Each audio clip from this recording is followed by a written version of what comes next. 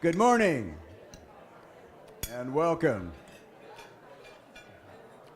I am Steve Kamens, and this exciting and stimulating event this morning is going to be hosted by the Arvada Chamber of Commerce and being presented by the Jefferson County Business Lobby. The Jefferson County Business Lobby represents about 21,000 businesses and 305,000 jobs through 4 business organizations, those being the Arvada Chamber of Commerce, the Greater Golden Chamber of Commerce, Jefferson County Economic Development Corporation, and the West Chamber of Commerce. As is our custom, let us kickstart this morning with a spirited yet respectful recitation of our Pledge of Allegiance. I pledge allegiance to the flag of the United States of America and to the republic for which it stands, one nation, under God, indivisible, with liberty and justice for all. Oh, nicely done once again. We have an incredibly informative program in store for you this morning. But before I introduce Dot Wright, who is going to be emceeing the rest of the program, let me introduce, I'll introduce the elected officials who are here, but also let me tell you that Mayor Hancock is running a bit late this morning, and he will join us as soon as he gets here. So we have also with us this morning State Senator Evie Huback, Representative Tracy Kraft Tharp, and if we wait till the end and give everybody a huge round of applause. Representative Tracy Kraft Tharp, our Jefferson County Commissioners, Faye Griffin, Don Rozier, Casey Ty, from Thornton, Heidi Williams, Mayor of Thornton. In fact, I think Heidi's up there. Good to have you with us. Bob Dyer from the Arvada City Council, Bob Pfeiffer from the Arvada City Council, Rachel Zenziger, one of Arvada City Council people, Westminster City Council, I'm running for Mayor of Westminster. Bob Briggs is here. Thanks for being with us, Bob. Denny McCloskey from Broomfield City Council is here, and Brian Williams, who is the West Chamber President, is also with us. Thank you all for being with us.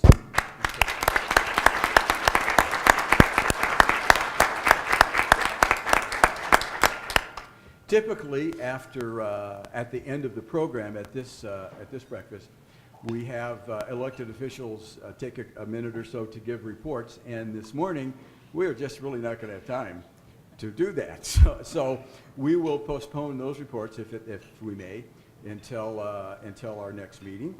And so now, here's Dot. Dot Wright, ladies and gentlemen. President and Chief Executive Officer of the Arvada Chamber of Commerce. You're hilarious. Steve Kamens, ladies and gentlemen, he is fantastic. Thank you for being here this morning. I also saw that Representative Sue Schaefer came in. Welcome, and thank you for being here this morning. Before I get started introducing our mayors, one little piece of news that I don't know if everybody heard this morning, but I wanted to make sure that we were aware of, because this is a regional Mayor's Roundtable, and this is a regional event that happened. But there was a School Spirit Award, a School Spirit competition done by Katy Perry, and Lakewood High School is one of the top 5 in the whole wide world. They won. They won in the whole wide world. Lakewood High School in Jefferson County has the most school spirit. So Katy Perry is going to go there. Congratulations. We are super excited about that. Some very cool things happening in Jefferson County. So at this time, I know that we were doing introductions, but I just want to go around the table and introduce each of our mayors here this morning. We have Mayor Williams from Arvada. Welcome. Thank you for being here. Mayor Hancock will join us shortly. We have Mayor Sloan from Golden. Thank you for being here. We have Mayor McNally from Westminster. Thank you for being here. And Mayor Williams from Thornton. Thank you for being here. Thank you. I would love to just point out the number of ladies up here at this table versus men. I'm feeling greatly outnumbered. And they look a heck of a lot better, too. And no, Heidi is not an ex-wife or a younger sister. All right, the way that we're going to format this morning is we have asked each of the mayors from around the region to send in some topics that they would like to see us talk about this morning. And then we'll go down through each topic, and each mayor will have an opportunity to speak to the topic should it pertain to their region. Some of these are a little more city-specific, but most of them in general are for the entire region. And we won't go in the same order each time, so that when Mayor Williams answers, either Mayor Williams answer the question, everybody else is saying ditto every single time. So we'll kind of alternate, and you guys can take it away from there. So first and foremost, everybody's favorite topic today, Amendment 64 takes effect January 1st. Has your community taken a position on recreational marijuana policies? And if so, what regulations have you implemented or are you anticipating? Mayor Mark Williams, would you like to start? Thank you. I was personally opposed to Amendment 64, and which followed upon the back of what our position at City Council was with regard to medical marijuana, where we did not authorize the opening of any shops in Arvada or grow facilities. As it pertains to Amendment 66, 64, we currently do have a moratorium in place. We will be revisiting that first quarter of 2014. My personal belief is that the citizens of Arvada who did vote in favor of Amendment 64 were saying that they really wanted to decriminalize, they wanted to get the issue of marijuana out of the criminal justice system for small quantities and personal use. However, it's my belief that in Arvada, the citizens are not excited about the prospect of grow operations or shops in Arvada. So that's where I will be voting as the issue moves forward on it. It'll be an interesting discussion. We will have public hearings, and we'll hear from our citizens, and we'll find out if indeed, what I believe the climate here in Arvada is truly shared by our community. So we'll have a good public discussion and debate about that, and we will make a final decision. But that's where I'm personally leaning, and we'll see how that goes. Thank you so much. Mayor Sloan, what's Golden doing? Well, Golden is currently in a moratorium period as well. And like Mark, I'm uncertain of how the citizens of Golden really feel. You can't tell from just the raw vote numbers what the voters were saying. Is your mic on? Is it on? Talk louder. Okay, I'll talk louder. And while I'm talking louder too, I would like to thank Arvada for its hospitality this morning. They're very generous with the use of this building, and it's such a great facility. So I know I'm not the first mayor of Golden who's been in the Arvada Center, but I may very well be the first mayor of Golden who was given a mic.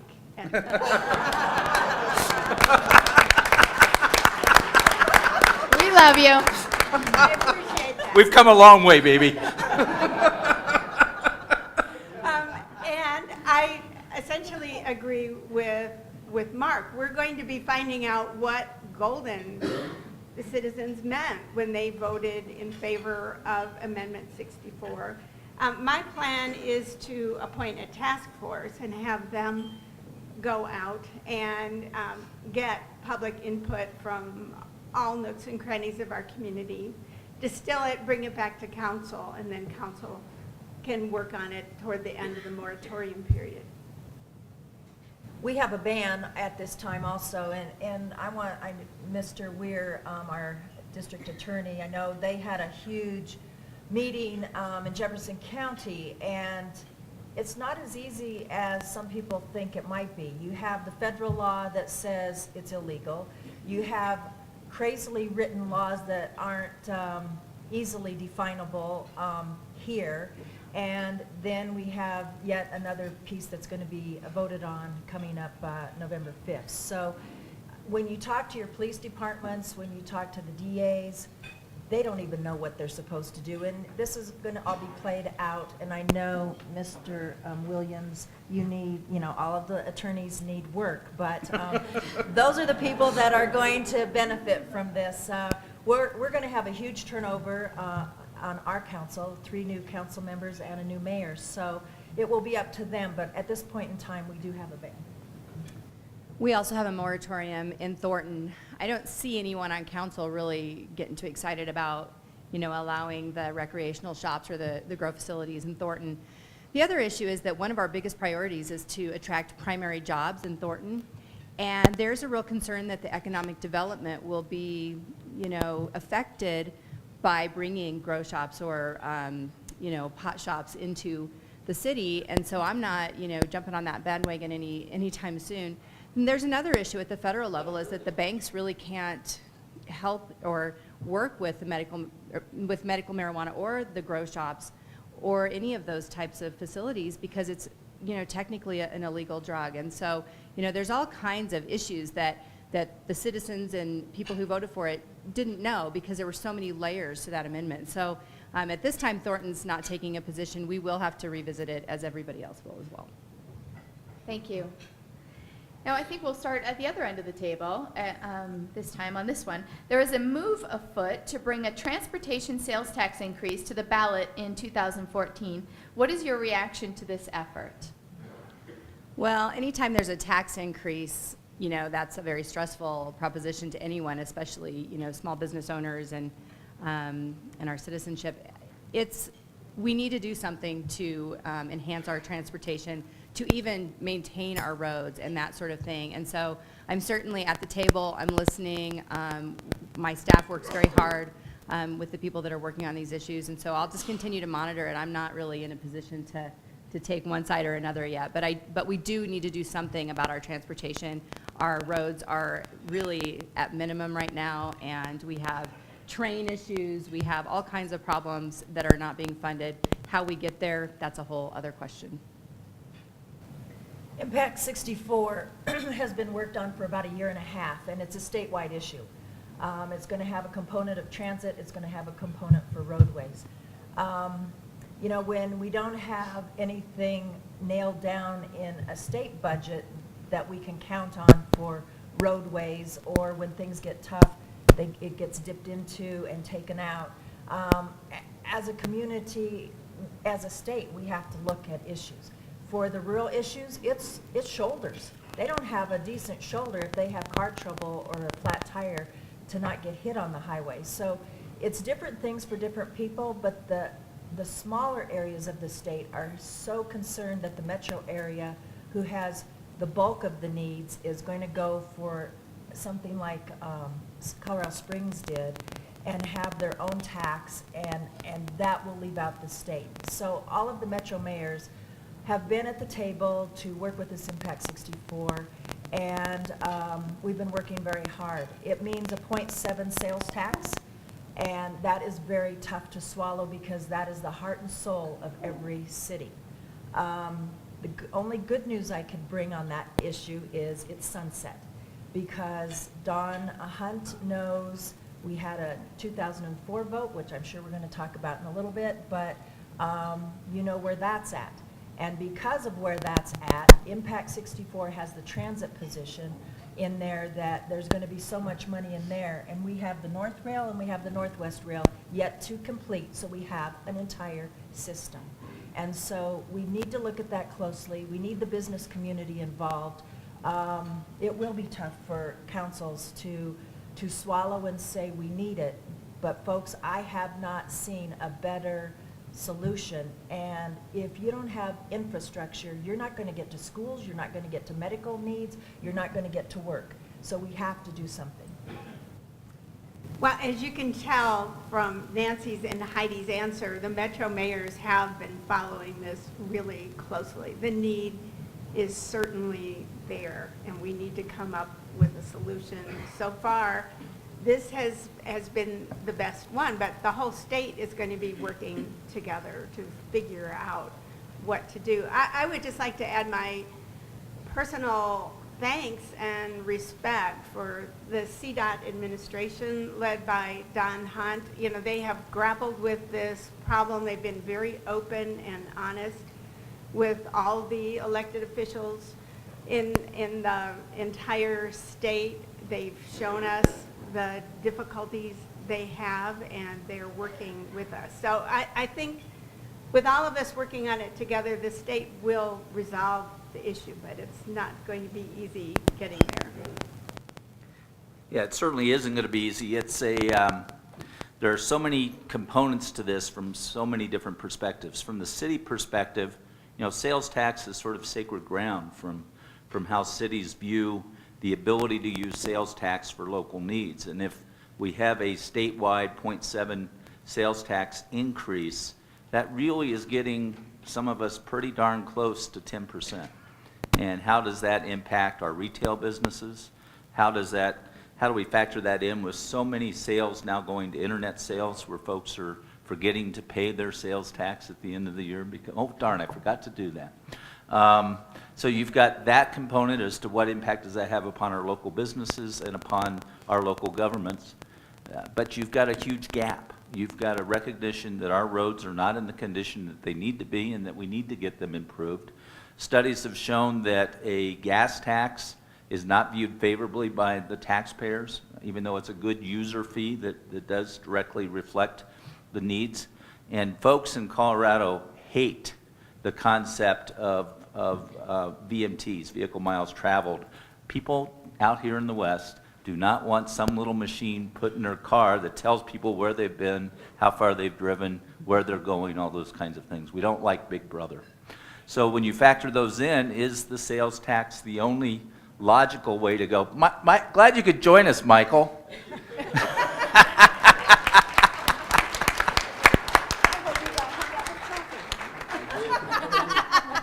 He got hung up in traffic. Yes! That's how late And we were. interrupt Good this morning, Ron. program I'm so momentarily for a brief introduction. We'll finish this and let's go back and ask Michael those other two questions. Absolutely. So, and part of the issue for me is as some of you know, I am the president of the Colorado Municipal League this year. So I've been driving around the state. I've been up in Granby. I've been out in Haxton. I've been down in Simla. I can tell you the folks out there really do have some concerns about, you know, where's the dollars going to go, and is it going to, you know, these transportation dollars, is that just going to go to help RTD or because some of those folks just don't have transit. So those are all factors that we're going to have to weigh into the discussion. It's going to be a tough discussion. I echo what Mayor Sloan has said in terms of Don Hunt. He's been incredible. What we've seen with him through this flood and the ability of CDOT to get roads open and to deal with the emergencies that they've had to deal with is very, very impressive. So, Thank you. And Mayor Hancock, thank you for being here this morning. We appreciate that. We're going to go back and ask you both of the questions, if you don't mind. And just so you know, pink is decaf, and this one is regular coffee here. I'm not sure if you need leaded or unleaded this morning. The question they were just answering is, there's a move afoot to bring a transportation sales tax increase to the ballot in 2014. What is your reaction to this effort? First of all, let me say good morning and my apologies for being a little tardy. And to my fellow mayors, it's always good to be with them anywhere in the country or in the state of Colorado. Let me just say that, you know, having had some experience in putting together initiatives where we ask the public for additional resources, I learned that you got to do a couple things. One is it's a huge education piece. You know, people typically almost automatically say no out of the chute to taxes. But what changes the game, or at least the decision, is the conversation and the education that has to occur. What we know from polling is that roads and bridges are the #1 concern of the people in the state of Colorado.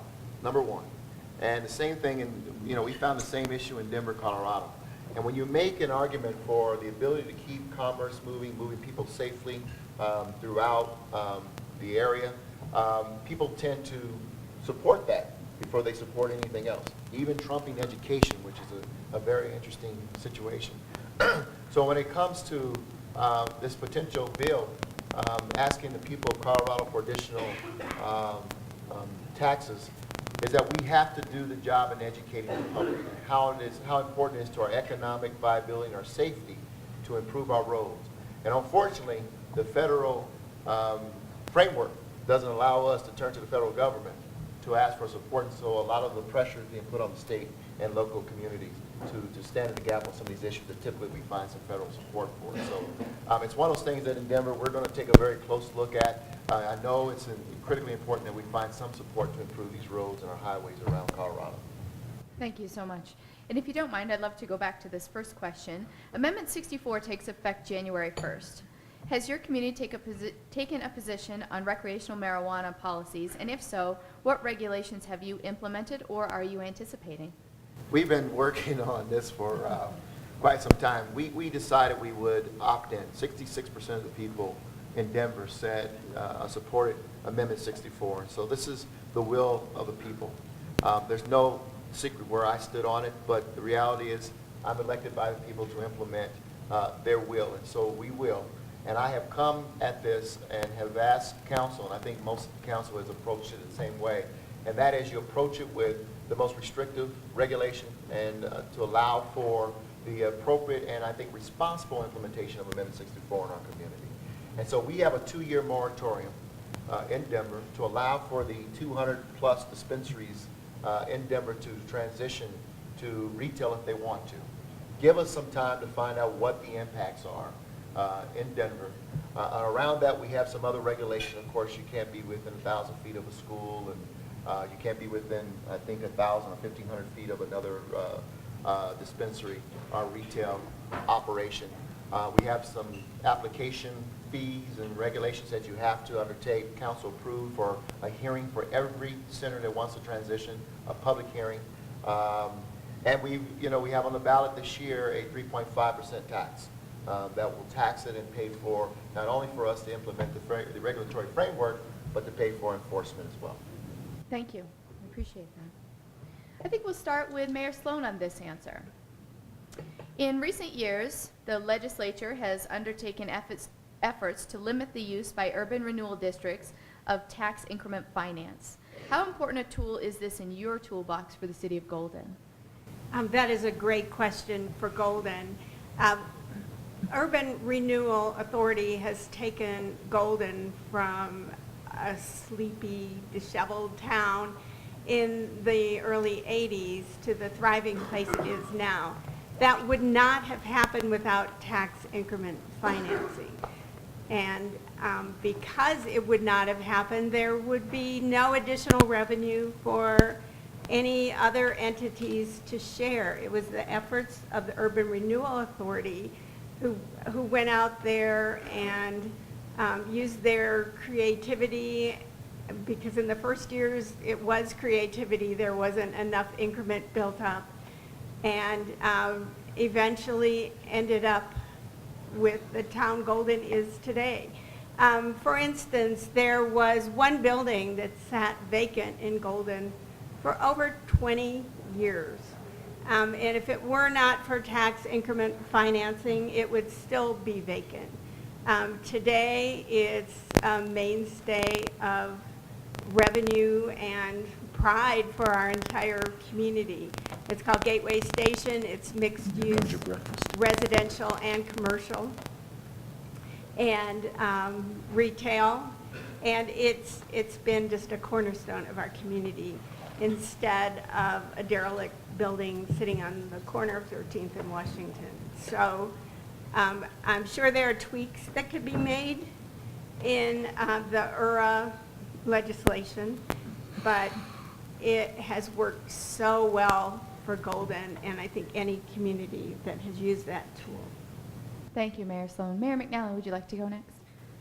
You know, our council meets with their state legislators right after election time, and we say 3 times, local control, and local control.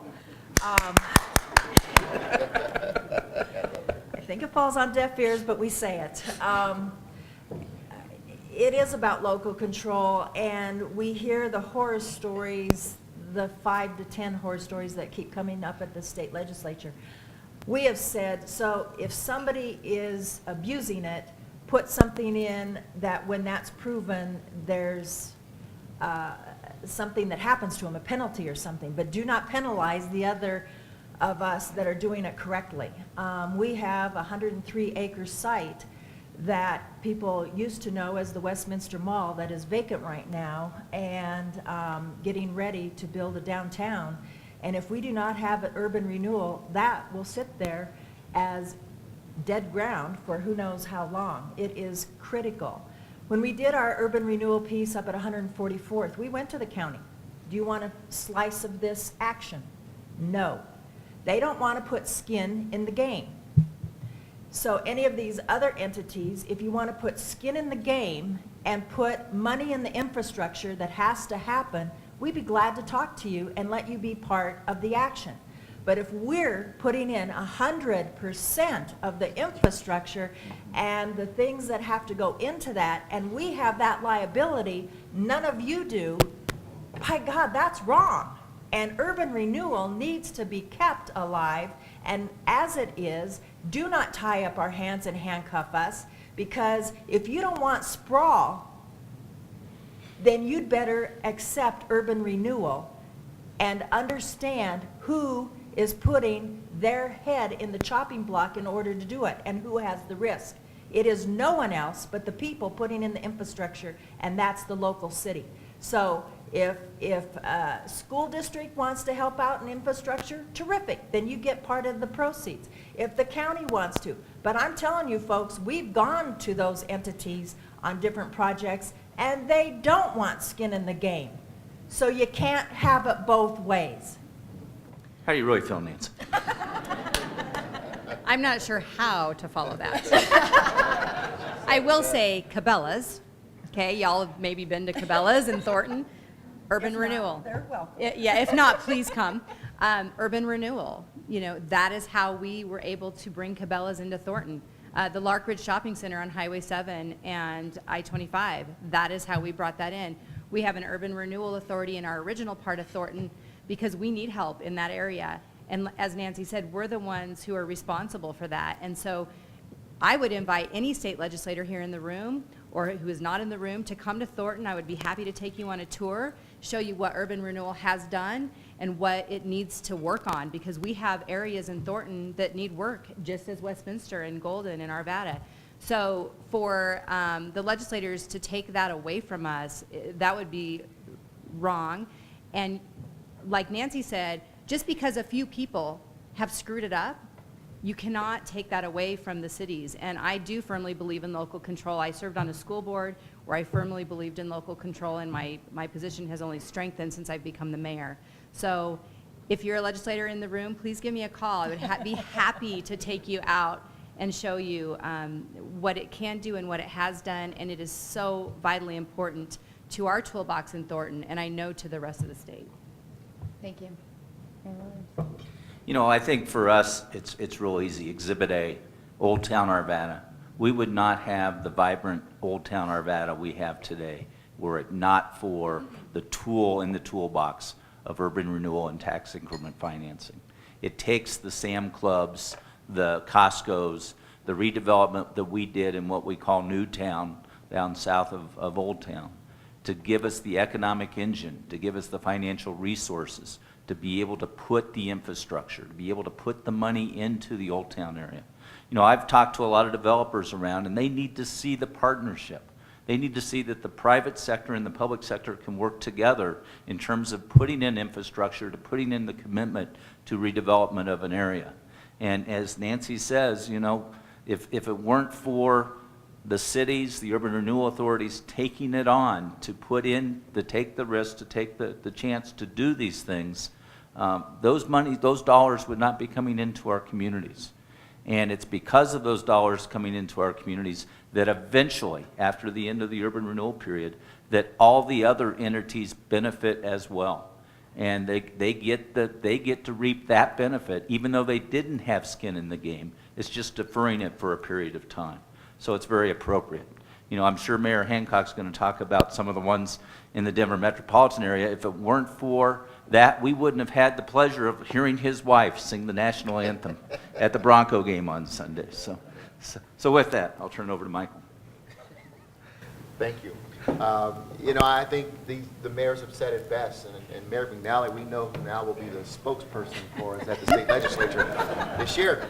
And I absolutely agree with every point that's been made. And being in the capital city, and you all have seen these projects, so I'll just name them for you. The redevelopment of Lowry, redevelopment of Stapleton International Airport, thriving community now with almost 20,000 people living there. Downtown Denver, the Pepsi Center. These are projects, the Convention Center Hotel, when no one else will build it, was the financing strategy around tax increment financing that built that hotel, which, by the way, we would not be the convention destination we are today if we didn't have that hotel. The reality is this: we cannot at the state legislature talk out of one side of our mouths about creating jobs and economic vitality, and then on the other side of our mouths take away one of the most effective economic tools we have implemented throughout the state of Colorado. And that's the reality. It's created jobs, it's created sustainability, it has moved this state to a place of global competitiveness. And we have to always not forget the but-for concept that's a part of TIF. But for you use this tool, you wouldn't have these projects. And many of them will surmise and say, well, we believe the projects, the market would have made these projects possible. Well, there have been many pieces of land we have set and still sitting on in Denver, waiting for the market to move to develop the projects. And had it not been for the Urban Renewal Authority stepping in with TIF and partnering with the private sector, those projects would not have gotten done. So I look forward to banding together with the fellow mayors and commissioners around the state and making sure at the state legislature we do everything we can to protect tax increment financing. Thank you. And we can start with Mayor Williams on this next question. In Jefferson County, we are applauded and have been recognized nationally and internationally for our regional cooperation. Please tell us how we can continue to improve regional cooperation throughout the county. Let me give you another Exhibit A. Mayor Sloan and I, when you look at the way that Arvada and Golden have been over the years, literally at loggerheads, literally in lawsuits, battling with each other over, the Beltway, and how does that happen, and how does that unfavorable discourse go on and on and on for years? It's because of refusal of people like Mayor Sloan who are willing to sit down and talk, who will break bread together. Mayor Sloan invited me over for iced tea and cookies at her house. And I got to tell you, those kind of things make a difference. And the ability to just work together. And you look at the Metro mayors and you look at the camaraderie we have. Mayor Williams, Heidi Williams, Mayor Hancock and I all got the pleasure of going back to Boston for a new mayor's orientation, what I affectionately call new mayor's boot camp. And it was a great experience for us to share ideas, thoughts, and hopes, not just for our individual communities, but for our entire region. And I think what's important is that we have in this area businesses who work together through Tom Clark's efforts down in Denver and through all of our local chambers of commerce, recognizing that our interests and our needs don't stop at our city boundaries. They are regional interests and concerns, and that by working together in an effective partnership with our businesses and with our companion cities and other government organizations, that we are so much more effective. Thank you. And they're to be applauded for what they have accomplished on the Jefferson.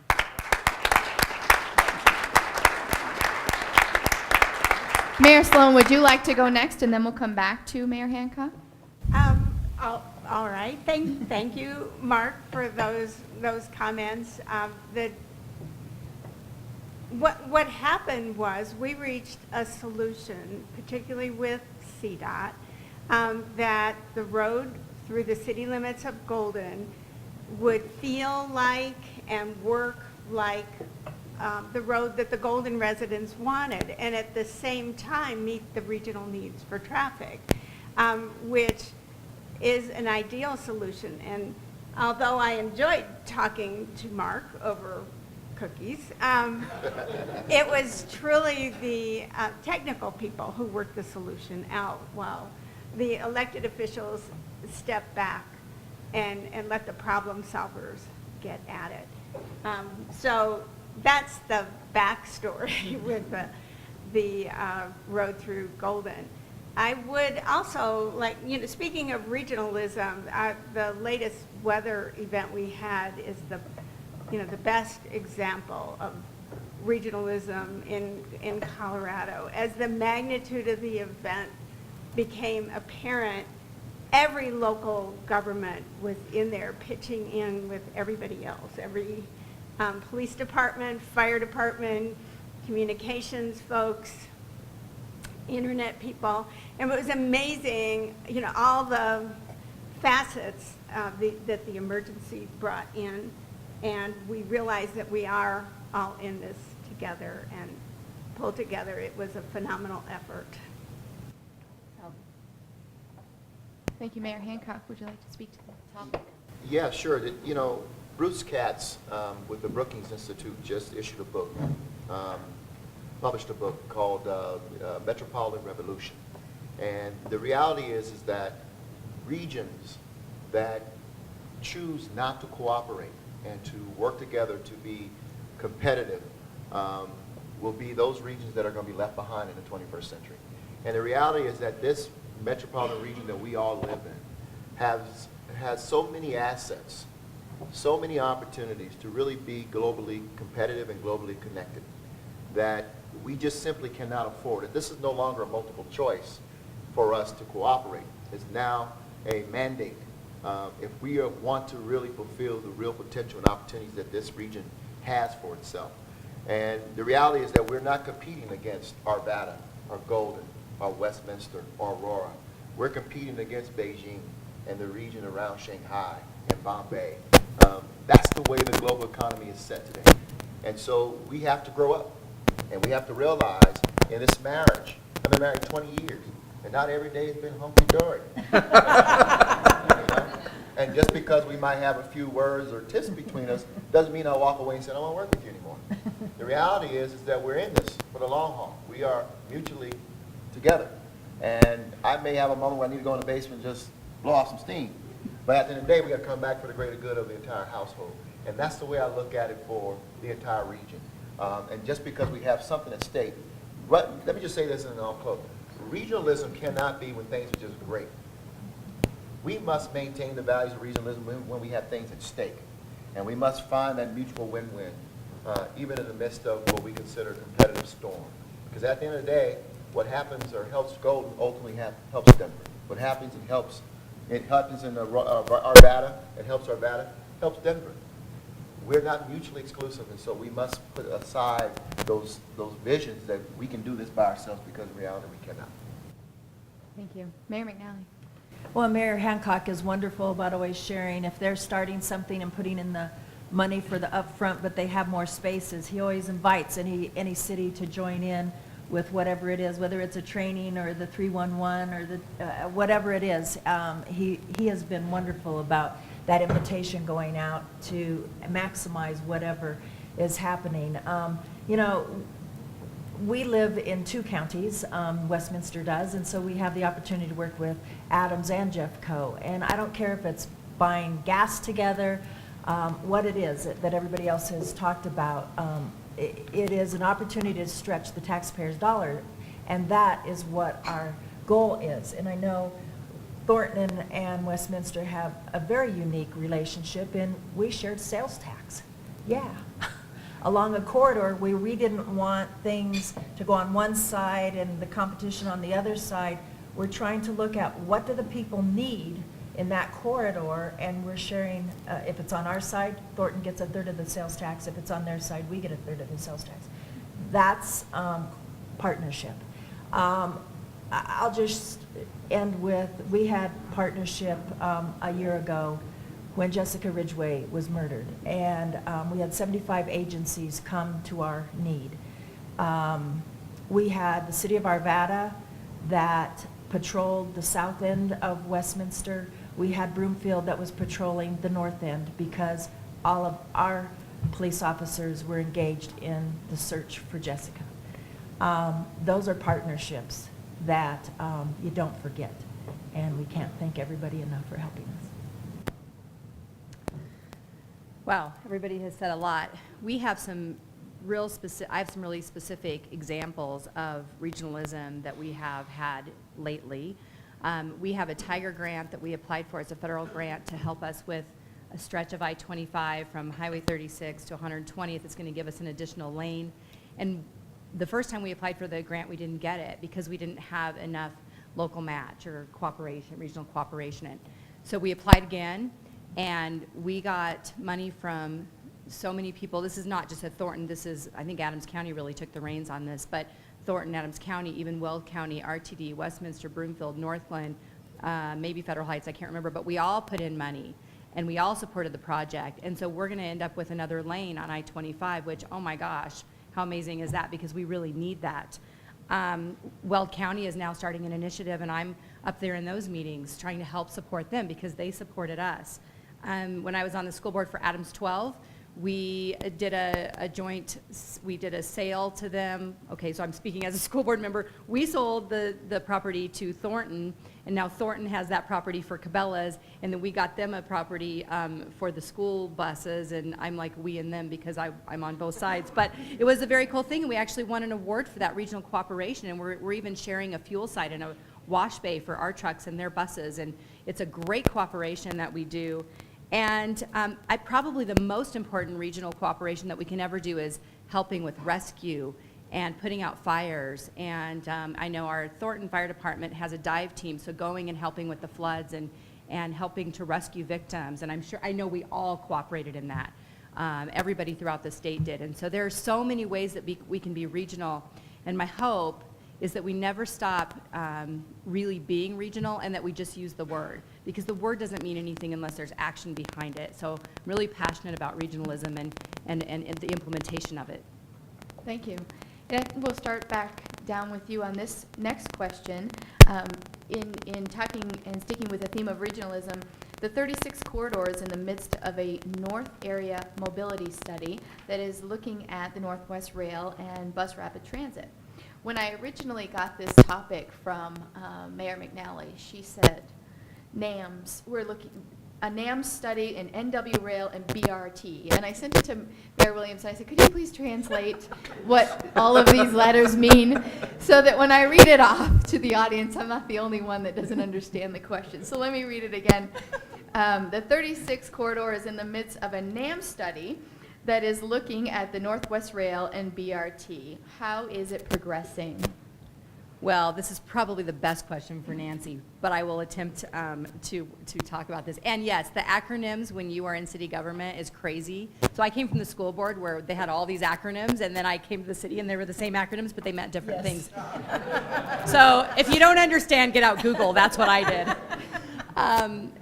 And I've only been the mayor for 2 years, and I wasn't on city council before, so I had a steep learning curve. But the NAM study is something that is really important for that 36 corridor. So the north side of I-70 has kind of gotten the short end of the deal when it comes to fast tracks. You know, we've all paid for it, but we have yet to see anything from it. And I drive to Boulder once a week for a client, and man, that is a mess. But at least you can see that there's some progress. They're working on it. They're at least getting some extra lanes and some bus rapid transit, which is basically another word for really fancy buses.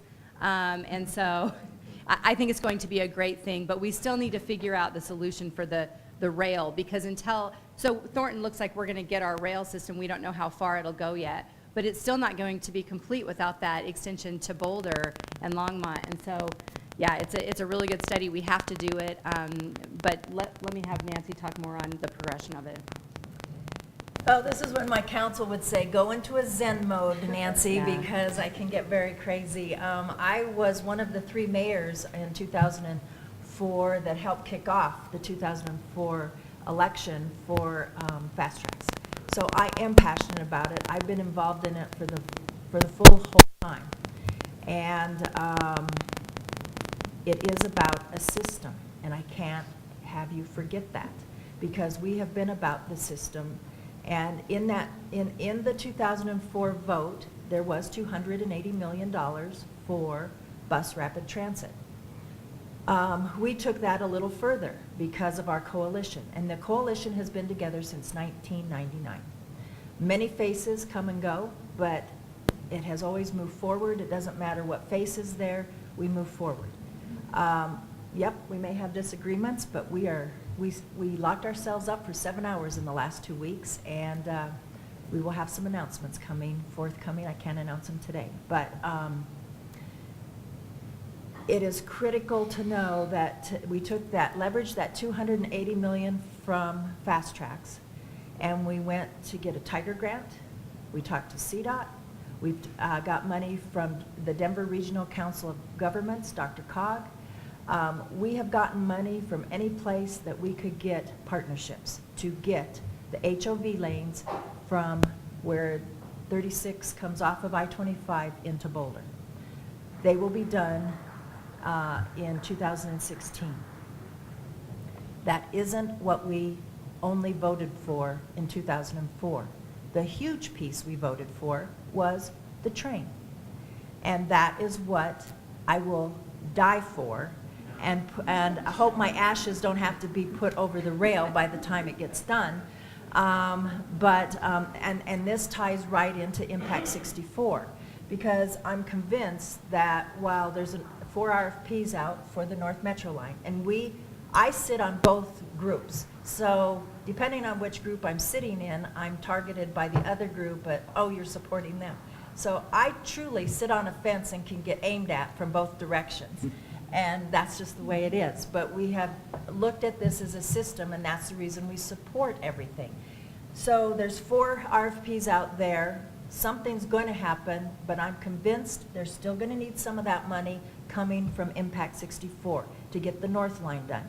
That leaves the Northwest Rail out by itself with no new money, and 2042, folks, just isn't what we were guaranteed when we voted for the 2004. That's the reason why would I say swallow the 0.7 and get this done in 15 years so we have a system? Probably, because that's the only way we're going to get it. And when it comes up, and when it comes to the Metro Mayor's Caucus, when it comes all over, we hope and pray people don't say, oh, you're getting that BRT, that's enough for you. Why are you double dipping? That wasn't in my choice. It was in the 2004 vote. And just getting one or the other isn't acceptable. And sometimes, I'll just say to people, when you're last and you've waited for years and we've been paying just the same as you all have, maybe getting just a little something extra isn't so horrible. But we need something, and we need to get the system done. The train, I've had this conversation. I wish Governor Hickenlooper was here, because when he was mayor, we had this fight. He says, well, why are you getting both? They go to the same places. I'll take anybody, including him, on this, the sites, and they're not in the same places. They do intersect at a couple of places, but they are totally different in who they're going to serve. And I can tell you, in the last 2 weeks, 2 businesses have been lost on our corridor, because when it's on the corridor or a place that has rail, guess where they pick? They've gone to Littleton, or they've gone on down south where they've already got rail. It's about economic development. It's not about today. 50 years from now, how will the corridor look if we don't have rail to offer these businesses as everybody else in the corridor has? What will it look like 50 years from now? Not tomorrow, but 50 years from now. And that's what I fight for.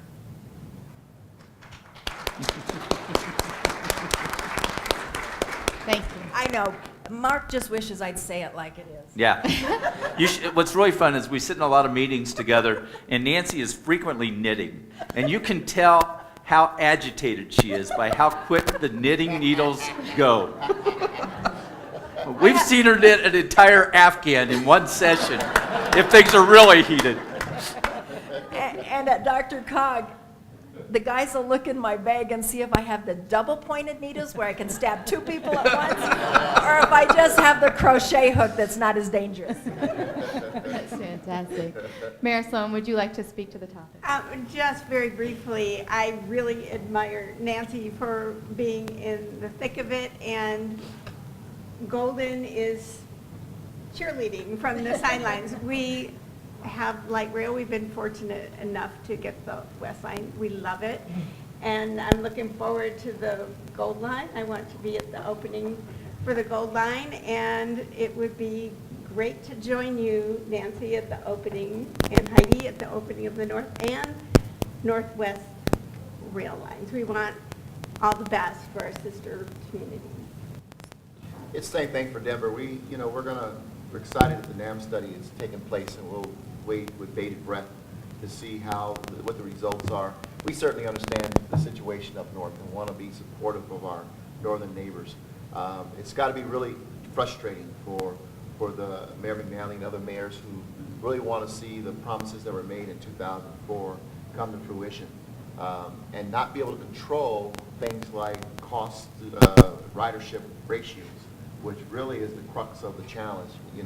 It's hard to sell a ridership when you have over $100 a person per cost for the system.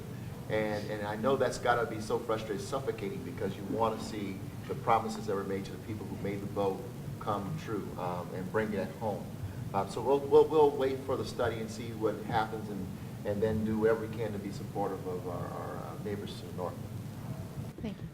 I think Arvada has followed the position that Golden certainly has with Bob Murphy down in Lakewood, mayor of Lakewood. We're getting ours. We're getting ours in 2016. We're thrilled that we're getting ours. And the irony for Arvada is that had we not been at the right place at the right time in terms of a private-public partnership with the federal government and being able to do the Gold Line as part of that private-public partnership, we would be the last line being built. We would not be getting our line, period, because the funding, frankly, would have run out. So we look at what the north area and the northwest area are having to contend with, and recognizing that because of a unique situation of facts, we're getting ours, but we still support the build out of the complete system. And I think we have to, and our city council's been great about that. I see the members of council who are here who have been real champions for completion of the complete Fast Tracks project. So we intend to stay the course, and we're not just going to move to the sidelines when 2016 gets here and we get our line. And all those folks that are down in Denver at conventions who are sick and tired of the 16th Street Mall want to come out and see an authentic Old Town. They'll be hopping the Gold Line and coming out to Arvada, visiting. I got to do a little Chamber of Commerce work here. Thank you. We coming out to Silver Vines and the Arvada Beer Company and the Army Navy Surplus Store and the Fly Shop and all our great little shops that we have here in Old Town Arvada. And Doc, can I just add, that was in a discussion we had with Phil Washington yesterday, was about what you brought up with Mayor Hancock with the numbers, because each of our cities along that corridor have a destination. I mean, Boulder has CU. They also have the Buffaloes games, and they whether it's basketball or football. And in Westminster, we have the Butterfly Pavilion, and it isn't making numbers up. They have to give to SCFD every year. Over 250,000 people visit the Butterfly Pavilion. Well, it's sitting on a stop. So those numbers aren't included in the numbers you see. And I asked if they were going to put any of those numbers in the numbers, because we know that's a lot of school kids that come, and that's how they're going to get there. So the answer was no.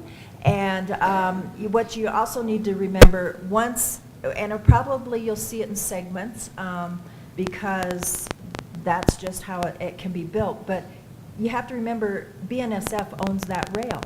So it's like if you're a business person and you have a business but you need a storefront, you have to go in and lease that property. Well, we are the only ones having to lease what rail we're going to be on. So that is a huge cost, but it's not out of sync with what's happening in the rest of the country.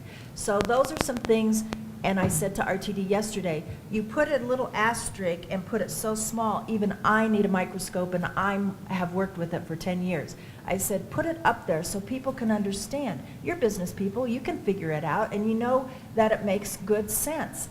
And so they said they were going to change their slides before they go out to the public, but we'll see. But anyway, I want you to know what is truly out there and how things are going to get rolled out. those are the numbers not being used. So sometimes it's comparing apples and kiwi fruit. Thank you. Thank you. We appreciate it. And again, you heard the regional cooperation on several different issues up here. I'm going to switch topics just a little bit. This next topic came from Mayor Hancock, and so we'll each speak to it. I think each of us have, several issues, even though we don't see it. I think you'll hear differently from this table up here. Have you seen homelessness as an issue in your community, and how are you addressing it? Mayor Hancock, would you like to start? Sure. Obviously, Denver, we're continuing our efforts to abate homelessness in our city. The economy certainly didn't help us over the last 6 years with Mayor Hickenlooper's 10-year effort to end homelessness. I pick up the baton and still as committed to ending homelessness. One of the things that we wanted to remove are the platitudes and the symbolism of ending homelessness and really get to the heart of what some of the challenges are. And I'll just tell you that I know that we have a regional challenge with homelessness, and one in which, as mayor, I'm committed to raising to a regional conversation, because we know that folks are coming across city boundaries to seek services as well as to be in a more vibrant location, which primarily is our downtown. That's number one. Two, we have real mental health challenges in our metro region. And we don't have enough mental health resources to address it. And until we do, we're going to continue to deal with the real chronic homeless on our streets. And we have to get smarter about finding ways to create greater outpatient services, greater inpatient services within the region to service the people. But the third area, of course, is probably the foundation of what we're dealing with, and that is housing. Affordable and accessible housing, which as a region, if we're going to work together to address homelessness, we should work together to address the issue of affordable and accessible housing on a regional level as well. And I think, quite frankly, when talking with Washington, that's where our greatest opportunity exists, and that is that we work together to create housing regardless of where it's located, but that it is built to make sure that people who are transitioning from the streets to a more sustainable lifestyle, it's available to them. And so these are the things that I hope to do on the regional level, and to really raise that conversation with mayors at the caucus, but also at places like CML. Thank you. And Mayor Sloan, would you like to go next? Yeah, it's difficult to follow Mayor Hancock. This is the issue that I believe has maybe the greatest regional implications, that would pay the most dividends of our working together, not just with the cities, but also with the counties. Golden is a small city, and we don't have access to mental health services, and many more human resource issues that the county has. But we certainly see the homeless, and we need to help them. I mean, right now, I think Golden really needs to start working with Denver and the other cities, because we are on a very preliminary level with it. It's almost, you've been to Golden, it's almost Mayberry, with our police officers, trying to reach out and connect these folks with the services. And I know we can do better than that. And the only way we can do better is all work together. Yes, we have it, and here's where partnerships come in, because we have one agency called Growing Home, a nonprofit that has some apartment buildings to help with that first time housing. They have a church that was vacated, where the homeless go and sleep at night, and these are homeless families. And so we work with the churches in the community, and they take a week to make dinners and have stuff for lunches the next day to take these families to take out, and have the beds for the kids, and have some homework facilities. So that's one whole core group that we work with. We have 2 other groups that are at different levels with that. But one of the things that I know Mayor Williams and Golden has been doing is reaching out to their faith community. And so I'm a member of our Citizens Police Academy, and Chief Burke and I went to the Police Academy Executive Committee and said, I need a place to put something. And if you don't say I can start a committee and a group here, I'll find another home. And it's hard to name it because it's not named yet. The meeting hasn't taken place yet, but a gathering of faith community members is coming together in the entire city of Westminster to start talking about, they hold our people in the community every Sunday morning and other times during the week. And it's opening their eyes to, they're always, I've been to almost every church in Westminster, and they've said, well, what can we do? What can we do? Well, we're going to give them three organizations that they can start with, because we're always reaching out to Africa or someplace else. Well, we've got our backyard and maybe the neighbors within 8 houses of yourself that need help. So we're going to start that conversation soon. And the committee said I could start a committee. I offered to chair it since I'm an alumni and will be alumni full-time in just a few weeks. And I'm taking that effort on because we do need to look at how we partnership in that. And it's big. It's huge. And we need everybody involved in it. Homelessness is not what you think of homelessness in all cases. So you go downtown Denver, and it's very obvious downtown Denver. In Thornton and the other suburbs, it's not as obvious. Homelessness can be a family that's going from couch to couch to couch, different homes, or into a church facility. It's not as obvious in our smaller communities or in our suburb communities. We have a Thornton Cares program where people can go and get assistance on their utility bill. Some people are just 1 or 2 payments away from homelessness. And so if they can get some relief on the front end, sometimes it'll make a big difference on the back end. And so we have many different programs. We support our nonprofit organizations that support the homeless. And so we can help them, help the people who know what they're doing, help the citizens that need the help. We don't have enough housing in Thornton. We also don't have enough housing for our senior citizens that are on the rise. So our elderly are on the rise, and they are also susceptible to being homeless. And so we really, as communities, have to work together and have to figure out a solution for our families and our senior citizens, in addition to the folks who need mental health issues. It's a huge issue, and I think we're just on the very, very edge of even starting to work on the solution. You know, when you look at Arvada, and you know, those of us from Arvada are so very proud of our community, and we sort of maybe have a, rose-colored glasses view of things in terms of how things are going on in our community. But I can tell you, as Luann and I are out in the summertime riding the tandem down the Clear Creek Trail, it's hitting here. So there is visible homelessness. But to tag on to what Heidi said, you talked to Cindy Stevenson, superintendent of our schools, this couch surfing is a huge issue where families are going from, staying with relatives or just trying to move on and stay just that one step ahead of the reaper in terms of being truly out on the streets. So it is there. The regional aspect of it certainly is, as whatever actions Denver takes to address theirs, we don't want to just see a situation where it's pushing the balloon and pushing it out to the burbs. And I know Denver's working very hard to make sure that doesn't happen, and we all have to, as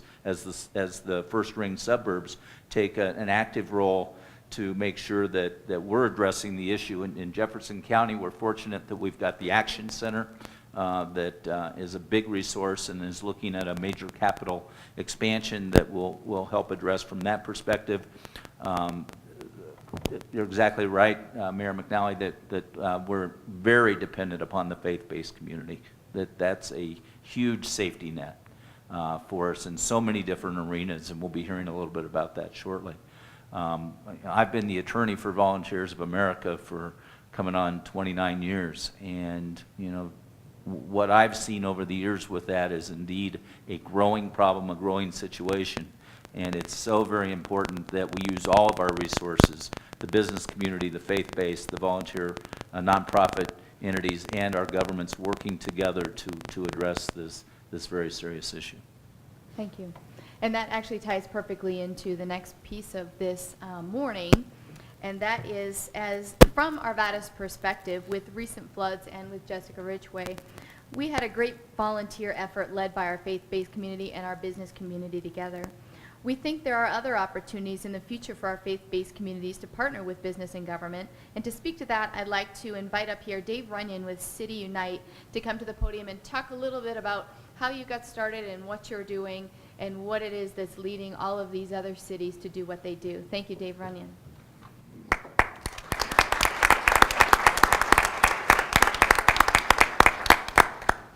Good morning. So I feel like I'm preaching to the choir a little bit here. I'm just going to add a little bit to what Nancy said. I think all of us have a dream of living in a community where nobody falls through the cracks. And I know that that's true of these 5 individuals because I've spent time with each of them and I've heard their heart, and I know it's true of most of us in this room. And I started off thinking about this issue, thinking about Denver as a whole, the entire metro area. And we quickly realized that if you want to go after a city like Denver, you got to make a big city feel small. And so we began, instead of trying to think about the entire city and people on the margins and people in need in a city the size of Denver, we began to meet locally with the local leaders. And it started off in the faith community. And so when we started to dream about this in the faith community, we quickly realized that even if you had every pastor, priest, faith leader on the same page, that it still wouldn't be enough.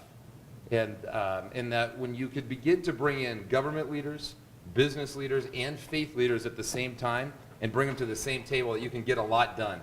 And the reason for that is because in the faith community, the people that are showing up to many of those places on Saturdays and Sundays every weekend, what happens when those rooms gather is you are looking at the sleeping giant of volunteerism in our cities and in our country. And unfortunately, a lot of those times, a lot of those people are sitting on their hands. But there's there's a huge leverage to be played, a card to be played there, when we can go in and we can mobilize the faith community, especially around issues with people in need. And so when we think about bringing faith leaders, government leaders, and business leaders to the same page, we realize that government leaders, you guys, you know where the broken areas of our cities are. You know where the greatest places of pain are in our cities. And you also have incredible power to call the party. I know there's a lot of things on your plate. There's a lot of things that you could be doing. I just want to encourage you. I know Heidi and Nancy, Marjorie, and Michael, all of you guys are already doing this in some way, shape, or form. I want to encourage you to lean in, that you have an amazing ability to call the party and to bring the leaders, the people in this room to the table, specifically around people in need. And the faith community is sitting on this incredible, this army of volunteers. And out here in the business community, we have a lot of people who really know how to lead and can lead fast. And to be honest with you, in the faith world and in the government world, sometimes that's not something that we can always do. And so we've seen a number of great things happen here in my city, in Arvada. Just very quickly, when the Jessica Ridgway investigation was underway and when we had that liminal time, because of the relationship that we have amongst the government leaders and faith leaders, the police chief was able to write a letter, and on the Sunday right after everything had happened, and we had people walking through, good-intentioned people, walking through fields, destroying places of evidence, trying to do something to help, but actually hurting. And our police chief was able to write a letter, and every single faith community in our city read a letter straight from the police chief that had specific instructions saying, could you please, here's what you can do to help, and here's what we beg you not to do. And so we had 26,000 people here in our city that we were able to communicate with and to really to mobilize, and it was all because of having this relationship between government leaders and the faith leaders. And so obviously the flooding that happened, another great example of being able to tap into a bunch of people who wanted to help but maybe didn't know exactly how to do it in the most strategic way. And so I just want to encourage you guys to continue to lean in. I want to encourage you and challenge you to call the party. I promise you that we as a faith community will lean in, and that you'll be shocked at who shows up when you call the meeting. And I want to encourage everybody here in this room to begin to think about what is it that we could do together that we could never do alone. Thanks. Good job, Dave.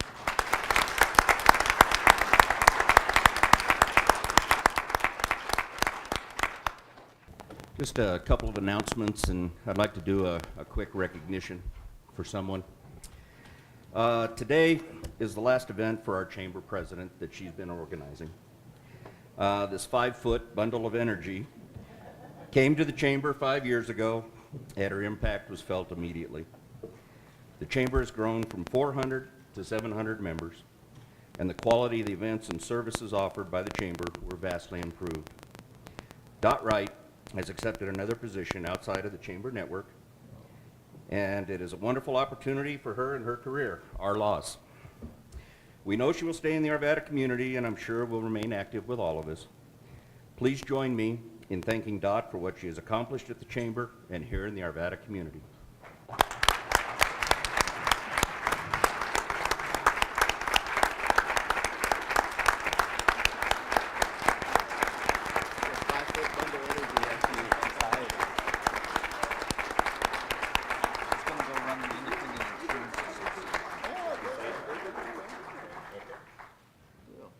You guys are so sweet.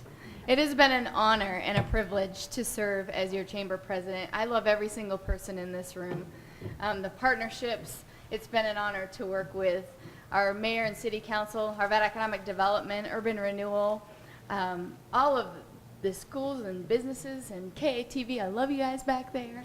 Everybody's just been super supportive and fabulous and wonderful. I honestly have the best job in the city. I know a lot of people say that because they love Arvada so much, but I'm actually honest. I have the best job in the city. And thank you, Jerry, so much. That's a sweet recognition. And I will still be here. And while I have a microphone, I can do a plug for a new organization that we've recently started, Arvada Vitality Alliance. It's AVA. And it will help all the nonprofits that are here in Arvada. We'll reach into the pockets of some of the people in Arvada that aren't yet involved, and we'll give scholarships to RSA students, and we'll help Care and Clinic build that roof that they've needed for so many years. We'll get involved with Dave running in the faith-based community, so I'll definitely still be here asking for every penny that you have extra in your wallet. So thank you guys so much. I've loved this chamber. I've really enjoyed my time here, and I love you guys. Thank you.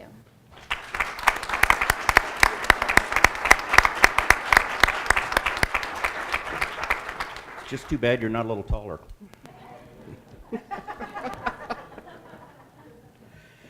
This will conclude today's event. We won't have any more Third Friday meetings through the end of the year. Our first one will be in January, and Patty Silverstein, the economist, will be here with her prognostication for 2014. So with that, I would just like to thank everybody, thank the governor and our mayors for participating, the elected officials, and the community, and the members of chambers and the local areas too. They're also helping us put this on today. So again, have a great end of the year.